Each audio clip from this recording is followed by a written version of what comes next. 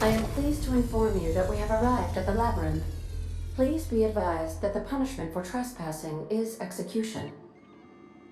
Please be advised that electrical storms on the surface of Tartarus make departure impossible at this time. Resident count is as follows: 3,071. Resident deaths, including but not limited to executions, are as follows: 1,684.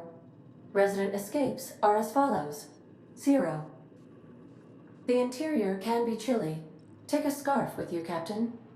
I would also ask that you leave your captain's ID with me, in the event that you do not return. Understood.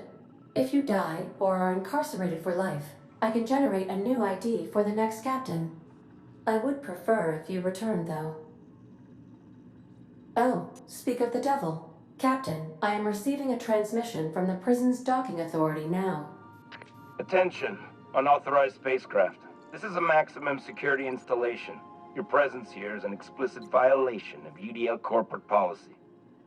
You are hereby confined to your docking platform until a ticket detailing your crimes has been filed and notarized, at which point your vessel will be seized and you will be executed. I wager it'll take a bit longer than it takes you to lose your patience and storm out of your ship looking to get shot. To be honest, that'd make my job a lot easier. You come out, we shoot you full of holes, and then everyone goes about their day worry-free. Except you. You'll be dead.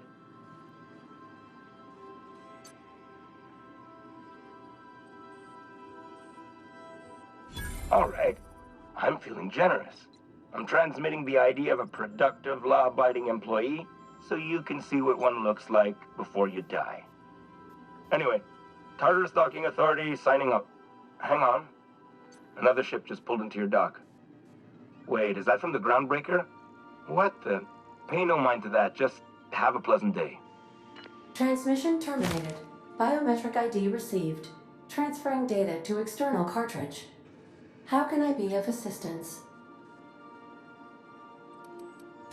I request you do not wake me if I am sleeping upon your return.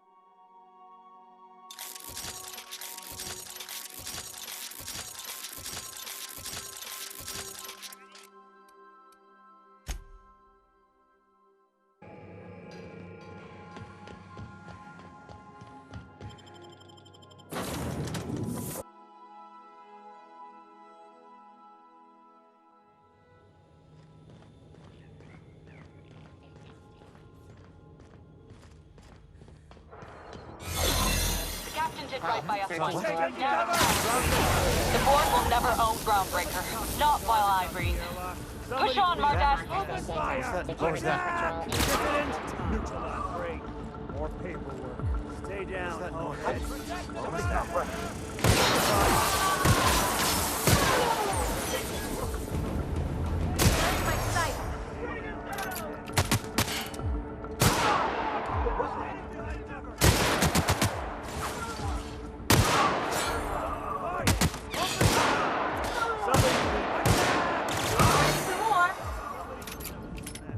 Groundbreaker doesn't need trash like you. Move along.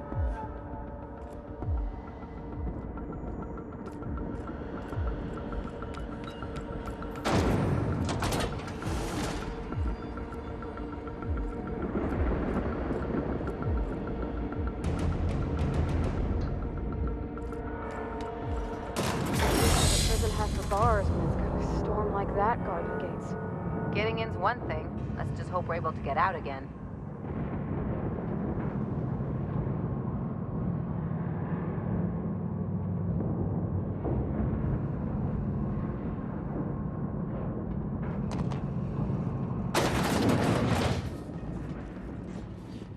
Nice of them to leave us a few options.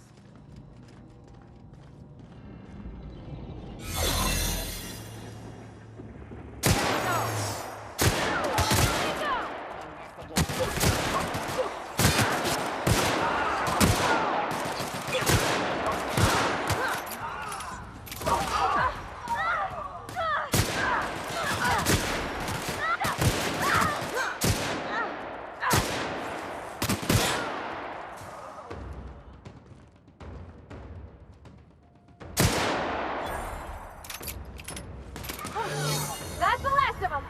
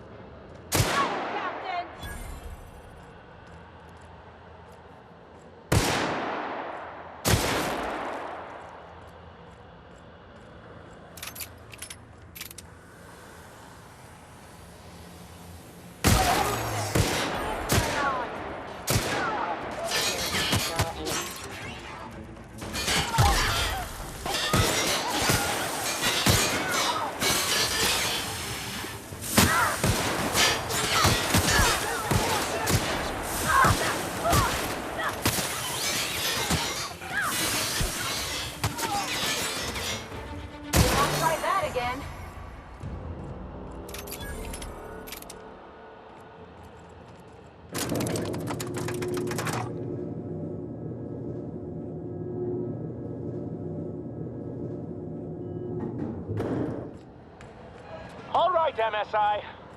I'm not one for rousing speeches, but the captain needs our help. So get in there and fight!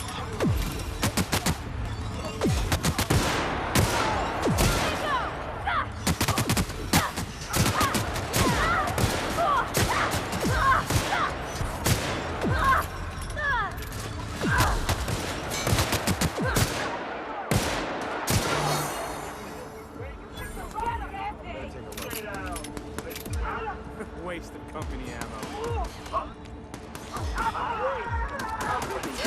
Serves you right, this is. Company ammo. Serves you right. Yes, it is. I just earned a fine bonus.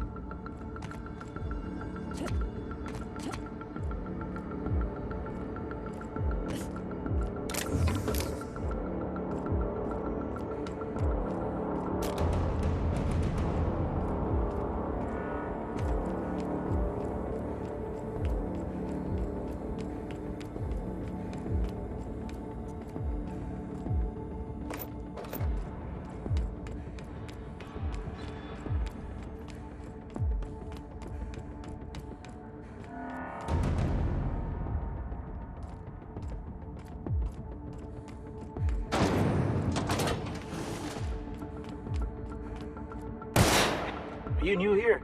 I didn't think we were hiring more staff.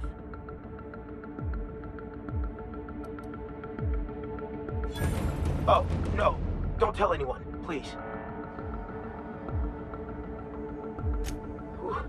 Thank you.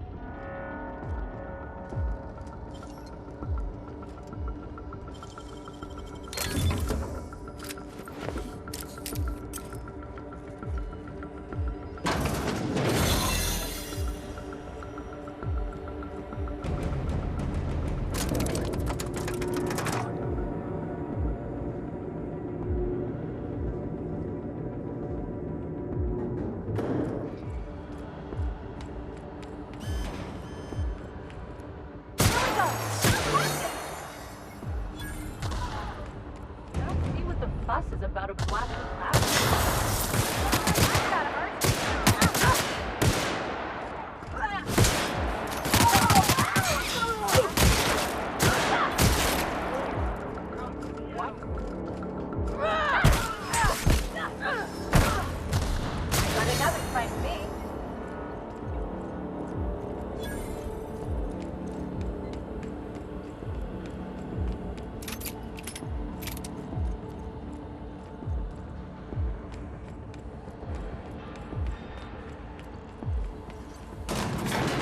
Guess this is it, huh? Whatever comes of this, I'm just real glad to know you all.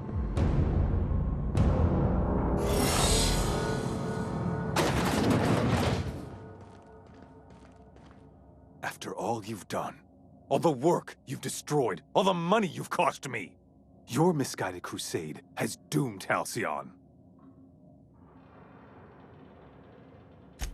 That crackpot's plan is ludicrous. We have steps. action items, budgets, and reports. All he's got is a guilty conscience and lofty dreams. In any other circumstance, I'd admire your boldness. In this one, however, I have only 2 words for you. Fuck off.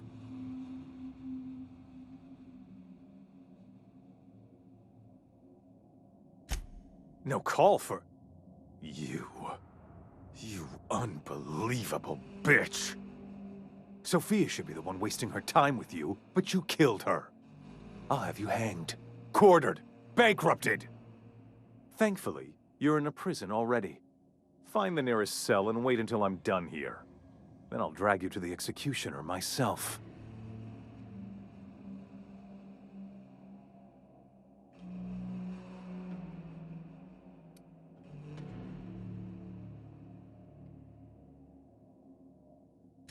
Is that sarcasm?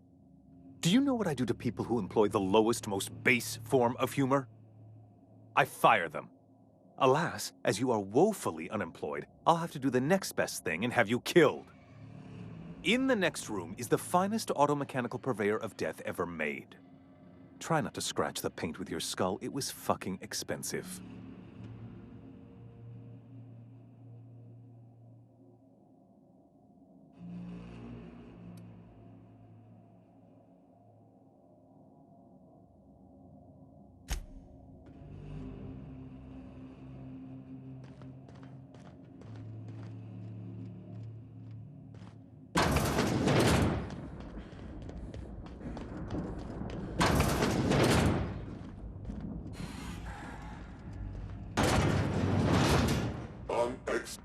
Their mistake.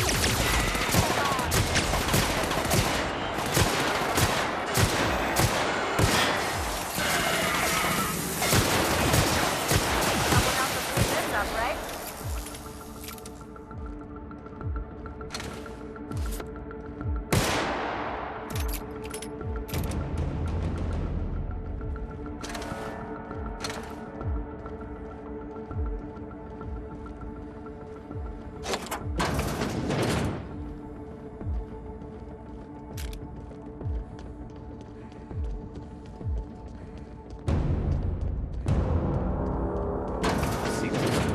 Calcium.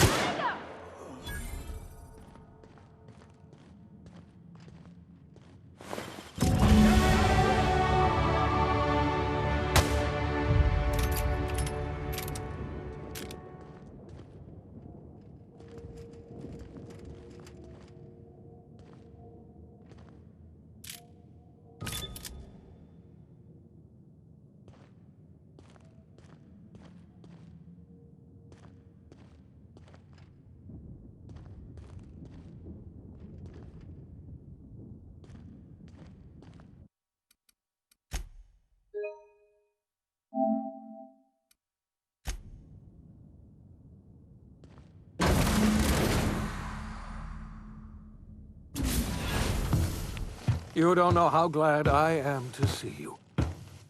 You lunatic. You broke into the board's own fortress and killed the chairman just to rescue one doddering old man? You are absolutely out of your mind, and I can't begin to thank you enough.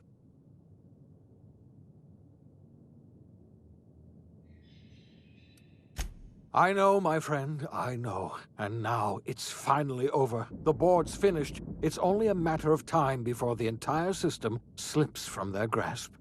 You've broken the board's stranglehold on this colony, and you saved my life.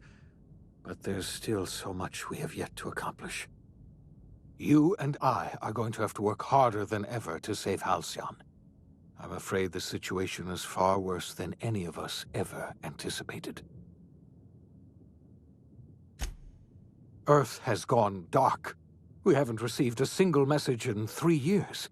There's been no communication, no signals, nothing. 2 years ago, the Earth's Directorate's frigate disappeared on their way back to Earth. We don't know what they discovered when they arrived, or if they arrived at all. They haven't exactly been hands-on around here anyway. So there's one less rubber stamp to worry about. Earth is humanity's home planet, Miss Fenhill. The psychological effects of losing our original home will be devastating. You mean we're all alone out here? Really alone? I'm afraid so, Miss Holcomb. Halcyon is the only home we have left. Returning to Earth is no longer an option. We're in serious trouble, my friend. Do you know what this means for Halcyon? We can't rely on Earth for support anymore. We've been cut loose. We're entirely on our own.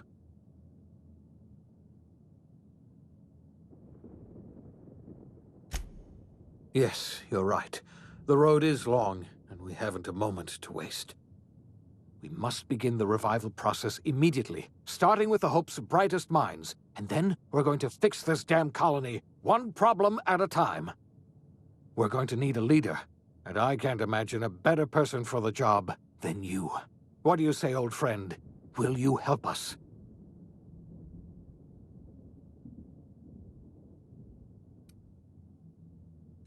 I can't tell you how glad I am to hear that. When I revived you, I thought we were going to save this colony all by ourselves. But I was wrong. We can't save Halcyon on our own. We're all going to have to pull together, somehow. We are not a colony anymore. Our last connection to Earth has been severed. I don't know if we'll survive, but we're going to have to try our best.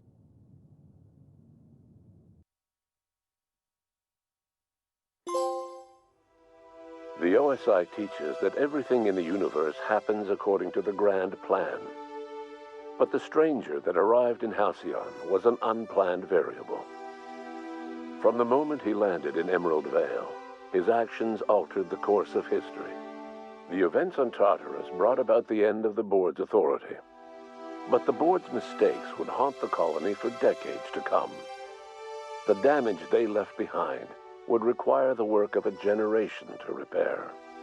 Dr. Phineas Wells began reviving a handful of the Hope's colonists. Engineers, scientists, technicians, and intellectuals. They were among the brightest minds the Earth had ever sent out into the stars. The Hope scientists and engineers woke up in a colony descending headlong into total collapse. With no way to return to Earth, they had no choice but to band together and devote themselves to the cause of saving Halcyon. The people of Halcyon were nothing if not hardy. In the absence of the board's authority, many of the colony's settlements banded together with a single purpose in mind: survival. Life was especially hard in the years to come. Some towns dissolved by attrition and starvation, but most of them found a way to carry on. In the years to come, Halcyon was forced to reckon with its newfound freedom. The board was gone, and for better or worse, the colony was responsible for its own destiny.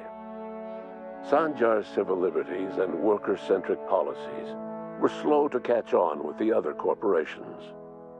But as Halcyon began its long, arduous journey toward recovery, many of Terra 2's smaller townships started adopting MSI's alternative corporate structure, and eventually became entirely self-sufficient.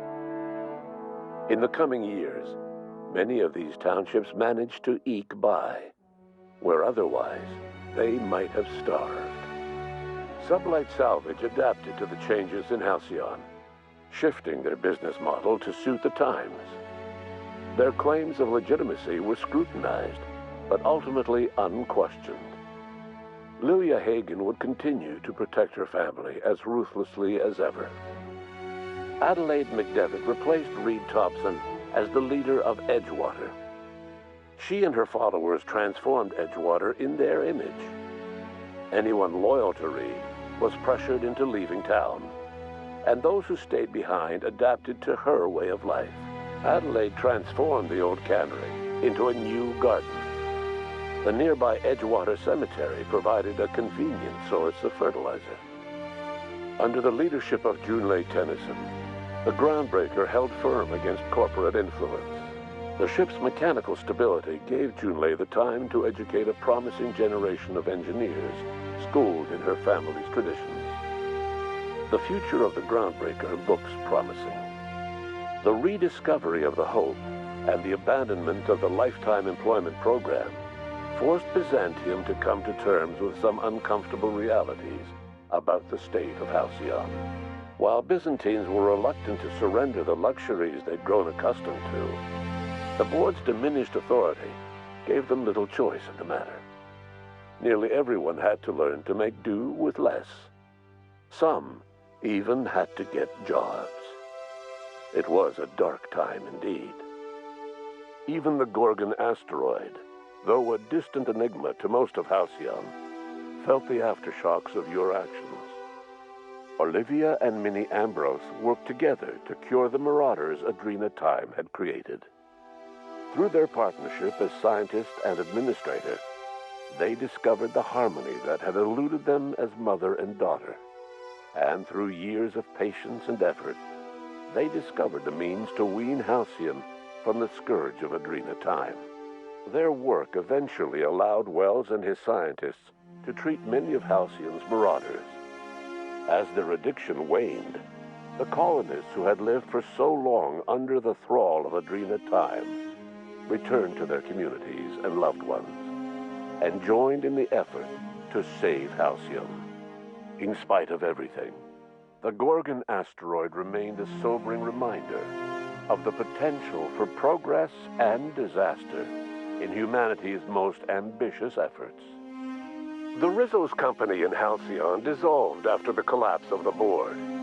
Needless to say, the launch of Spectrum Brown was indefinitely delayed. A stockpile of Spectrum Brown remains buried deep beneath the ruins of the old distillery, abandoned to time and attrition. With the dissolution of the board, Ruth Bellamy found herself without the two constants in her life: Byzantine culture and her sister Belinda. In the face of this new reality, she struggled to find a direction for her life. The colony had moved on from Halcyon Helen and would require new heroes in the years to come. And so Ruth Bellamy decided it was time to exit stage left. She quietly disappeared from public view. The dissolution of the board did not mean the dissolution of the ambitions of Cedric Kincannon, the charismatic leader of Sublight Underground. Cedric offered Slug's transportation services to the newly thawed colonists and set to work ferrying resources and food wherever they were most needed. For better or worse, Slug headgear became fashionable in the following years. As the board began to disintegrate, Spencer Woolrich found himself at a crossroads. Cling to what little stardom remained to him, or help usher Halcyon into its new future. To the surprise of many, perhaps himself most of all, Spencer chose the latter option. Having learned a variety of different skills in the many different roles played throughout his lengthy career, Spencer founded a radio serial dedicated to staying alive despite the odds.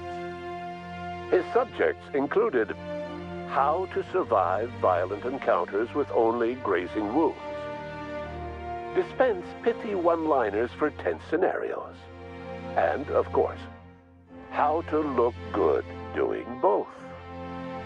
After a brief attempt at dating Helen as one person rather than two, which both Bertie and Helen found too strange, Bertie struck out on his own to try his hand at raising woolly cows. Many of his former Rangers teammates soon followed, accompanied by the woolly cow the team had originally plied with alcohol. The dairy farm thrived under Bertie's leadership and care. The Dairy Rangers privately believed that the woolly cows softened Bertie's temper considerably, although the only one brave enough to say this to his face was promptly headbutted. Due to the board's dissolution, many of the Prophet's old customers no longer found quite the same value in productivity seminars that they once had. With her business drying up, the Prophet chose to take her followers down a new path. Months later, salvagers on Eridanos found clues leading them to a seemingly abandoned bunker out in the wilderness. Inside, they discovered horribly mangled corpses, sacrificed to a blood-scrawled portrait of a sprat-headed deity. The prophet was not among the bodies. Ellie savored her adventures on the Unreliable. Once they were done, she returned to life as usual, running missions of dubious legality, shunning respectable work, and living life to the fullest. She meant to reach out to her one-time captain, but she was always bad at keeping in touch. Life in Halcyon was sobering for Felix Millstone. The grand revolution he dreamed of never came. There was no great awakening for the colony, no celebrations in the streets. There was only the hard, desperate work of trying to repair a broken colony. Felix never had a head for numbers, but if there was labor to be done, he was there to help. Eventually, Felix realized that the work of a revolution was done with two hands. After all he'd seen and heard adventuring with you, the vicar Maximilian de Soto renounced his faith and joined the effort to rebuild the colony. Ironically, he finally found the joy that had eluded him over the course of his life, and realized that perhaps he was always meant to be just a simple laborer after all. He quickly dismissed the idea. Though Parvati eventually grew comfortable aboard the Unreliable, she never quite came out of her shell. She seemed to prefer the company of Ada to the crew, and she could often be found neck-deep in cables and grease, telling Ada funny stories from her childhood. While the colony fell into chaos, she found an island of relative peace with Ada, and they formed an unusual bond. She decided to remain aboard the Unreliable permanently as its chief and sole engineer. As hard as she tried to drink them away, Nyoka's memories eventually overcame her. Traveling with the crew served as a constant reminder of the family she'd lost, and so she eventually returned to Monarch to get back to what she found most comfortable: the deep end of a bottle and the far end of a trail. Few have seen her since, but travelers often swear they hear her and her machine gun in the night, screaming swears and spitting bullets. Before his untimely death, Captain Alex Hawthorne had plans to restore and modify, for combat purposes, a sanitation and maintenance automechanical that he'd found in a state of disrepair in Emerald Vale's scrapyard. That unit remains broken down and forgotten in the Unreliable supply closet to this day. Minister Clark was released from house arrest, and his contact with you gave him a sense of renewed purpose and vigor. Once it became clear that no help would be coming from Earth, he threw his considerable efforts and talents into helping Halcyon manage the crisis before it. As for Dr. Phineas Wells, he spent his remaining years in his orbital lab. Though he was always haunted by the failures of his past, he was determined to make things right by building toward the future. The revival project was hard and painful work, but in the end, despite limited resources, over half the Hope's colonists were successfully revived. Even after Wells passed away, the Hope scientists and engineers worked night and day to pull Halcyon from the brink of collapse. Their efforts continue to this day, which may be reason enough for optimism. Dr. Wells laid the groundwork for the project to save the colony, but he would never live to see the fruits of his labor. He passed away a few years later. His work was carried on by the scientists and engineers he revived. Life will never be the same in Halcyon. It is widely agreed that the colony has a chance of stabilizing within a generation, owing to the hard work and determination of the surviving colonists. Recovery is a distant goal, and the path is long and uncertain. But the people of Halcyon carry on, determined as ever. And what about you, the unplanned variable in the history of Halcyon? Long after Wells passed away, you carried on his work with more energy, determination, and brilliance than he could ever muster.